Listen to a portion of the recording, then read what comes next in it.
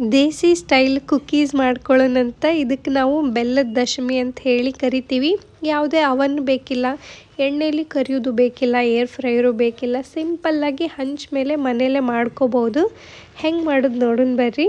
1 cup ಬೆಲ್ಲನ ಕುಟ್ಟಿ ತೊಗೊಂಡು ನಾನು ಕುಟ್ಟಿದ್ರೆ ಕರ್ಗಿಸಾಕ ಈಸಿ ಆಗ್ತೈತೆ ಅಂತ ಹೇಳಿ ಇದಕ್ಕೆ ಅರ್ಧಕ್ಕಿಂತ ಕಡಿಮೆ ನೀರು ತೊಗೊಂಡು ಬೆಲ್ಲನ ಕರಗಿಸ್ಕೋಬೇಕು. ನಾವೀಗ ಯಾವುದೇ ಥರದ ಪಾಕ, ಒಂದೇಳಿ ಪಾಕ ಅಂಥದ್ದೇನು ಮಾಡೋ ಅವಶ್ಯಕತೆ ಇಲ್ಲ. ಬೆಲ್ಲ ನೀಟಾಗಿ ಕರಗಿದ್ರೆ ಸಾಕು ಅಷ್ಟೇ. ನೀರು ಆದಷ್ಟು ಕಡಿಮೆ ಹಾಕ್ಕೊಳ್ರಿ, ಇಲ್ಲಾಂದರೆ ಆಮೇಲೆ ಹಿಟ್ಟು ಜಾಸ್ತಿ ಹಿಡಿಸುತ್ತೆ. ಜಾಸ್ತಿ ಹಿಟ್ಟು ಹಾಕಿದರೆ ಸಪ್ಪಗಾಗ್ಬಿಡ್ತಾವೆ ದಶಮಿ. ಹಾಗಾಗಿ ನೋಡ್ರಿ, ಈಗ ಬೆಲ್ಲ ಕಂಪ್ಲೀಟಾಗಿ ಕರಗೈತಿ. ಇದು ತಣ್ಣಗಾಗಬೇಕು, ಬಿಸಿ ಬಿಸಿದ ಬಳಸ್ಕೊಳ್ಳೋ ಹಂಗಿಲ್ಲ. ಹಾಗಾಗಿ ನಾನು ಇದನ್ನು ಆರಕ್ಕೆ ಇಟ್ಕೊತೀನಿ. ಇದನ್ನು ಮಾಡೋಕ್ಕೆ ನಾನು ದೇಸಿ ಗೋಲ್ಡ್ ಅವ್ರದ್ದು ಚಕ್ಕಿ ಫ್ರೆಶ್ ಗೋಧಿ ಹಿಟ್ಟನ್ನು ಬಳಸಕತ್ತೀನಿ. ಈ ಹಿಟ್ಟಲ್ಲಿ ಯಾವುದೇ ಥರ ಮೈದಾ ಆಗಲಿ ಪ್ರಿಸರ್ವೇಟಿವ್ಸ್ ಆಗಲಿ ಇರೋಂಗಿಲ್ಲ. ಇದನ್ನು ಆಟೋಮೇಟೆಡ್ ಟೆಕ್ನಾಲಜಿ ಒಳಗೆ ಹೈಜಿನಿಕ್ ಎನ್ವೈರ್ನ್ಮೆಂಟ್ನಾಗ ಪ್ರಿಪೇರ್ ಮಾಡಿರ್ತಾರೆ. ಸೊ ಯಾವುದೇ ಭಯ ಇಲ್ಲದೆ ಇದನ್ನು ಬಳಸ್ಬೋದು. 1.5 ಕಪ್ ಗೋಧಿ ಹಿಟ್ಟನ್ನು ಇಲ್ಲಿ ಸಾಣಿಸಿ ತೊಗೊಳಕತ್ತೀನಿ. ಹಿಟ್ಟನ್ನು ಸಾಣಿಸಿ ತೊಗೊಳೋದ್ರಿಂದ ದಶಮಿ ಏನಿರ್ತಾವಲ್ಲ ಉಬ್ಬಿ ಬರ್ತಾವೆ ಸಾಫ್ಟಾಗಿ. ಆವಾಗಲೇ ಏನು ಪ್ರಿಪೇರ್ ಮಾಡಿ ಇಟ್ಕೊಂಡಿದ್ವಲ್ಲ ಬೆಲ್ಲ ಮತ್ತು ನೀರಿಂದು ಮಿಶ್ರಣ, ಅದನ್ನು ಸೋಸಿ ತೊಗೊಳಕತ್ತೀನಿ.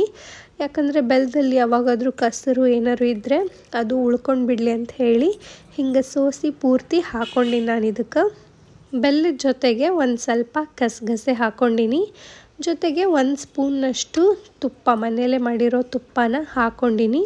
ಇದಕ್ಕೆ 1 ಚಿಟಿಕೆಯಷ್ಟು ಸೋಡಾ ಪುಡಿನೂ ಹಾಕ್ಕೊಳಕತ್ತೀನಿ. ಸೋಡಾ ಪುಡಿ ಹಾಕ್ಕೊಳ್ಳೋದ್ರಿಂದ ಈ ಕುಕ್ಕೀಸ್ ಏನಿರ್ತಾವಲ್ಲ ಅವು ಸ್ವಲ್ಪ ಉಬ್ಬಿ ಸಾಫ್ಟಾಗಿ ಬರ್ತಾವೆ. ಹಾಗಾಗಿ ಇದನ್ನೆಲ್ಲ ನೀಟಾಗಿ ಕಲಿಸ್ಕೊಂಡು ಒಂದು ಹಿಟ್ಟು ಥರ ಪ್ರಿಪೇರ್ ಮಾಡ್ಕೋಬೇಕು.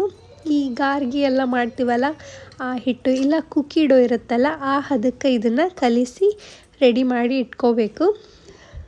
ಈ ಹಿಟ್ಟನ್ನು ರೆಸ್ಟ್ ಅದು ಮಾಡೋ ಅವಶ್ಯಕತೆ ಏನಿಲ್ಲ. ಕಲಿಸಿದ ಕೂಡಲೇ ನಾವು ದಶಮಿನ ಮಾಡ್ಕೊಂಬಿಡ್ಬೋದು. ಕೈಗೊಂಚೂರು ಎಣ್ಣೆ ಹಚ್ಕೊಂಡಿನಿ. ಪಾಕ ಹಾಕಿರ್ತೀವಲ್ಲ ಹಾಗಾಗಿ ಸ್ವಲ್ಪ ಜಿಬಿ ಜಿಬಿ ಇರುತ್ತೆ ಹಿಟ್ಟು. ಹಾಗಾಗಿ ಕೈಗೆ ಬೇಷಂಗೆ ಎಣ್ಣೆ ಹಚ್ಕೊಂಡೇ ಮಾಡಬೇಕು. ಒಂದು ಸಣ್ಣ ಪೋರ್ಷನ್ ತೊಗೊಂಡು ಈ ಥರ ರೌಂಡ್ ಮಾಡಿ ಅಲ್ಲೇ ಬೆರಳಿಂದನೇ ನೀಟಾಗಿ ತಟ್ಕೊಂಡು ಬಿಡ್ತೀನಿ ನಾನು.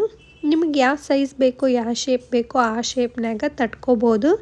ಸ್ವಲ್ಪ ದಪ್ಪನೇ ಇರಬೇಕು ಇವು, ಜಾಸ್ತಿ ತಳ್ಳಗೂ ತಟ್ಟಬಾರ್ದು. ಸೊ ನಾನು ಇಲ್ಲಿ ಬೀಡಿನ ಹಂಚನ್ನು ಕಾಯಕ್ಕೆ ಇಟ್ಕೊಂಡಿನಿ. ತಟ್ಟಿ ಒಂದು ಕಡೆ ಇಟ್ಕೊಳಕ್ಕೆ ಬರೋಂಗಿಲ್ಲ, ಅವನ್ನ ಡೈರೆಕ್ಟ್ ನಾವು ಹಂಚಿಗೆ ಹಾಕ್ಕೊಂಡು ಹೋಗಬೇಕು. ಹಾಗಾಗಿ ತಟ್ಟಿ ನಾನು ಹಂಚಿಗೆ ಹಾಕ್ಕೊಳಕತ್ತೀನಿ. ನೀವು ನಾನ್ ಸ್ಟಿಕ್ ತವ ಬಳಸಿದರೆ ಎಣ್ಣೆ ಹಾಕೋ ಅವಶ್ಯಕತೆ ಏನಿಲ್ಲ.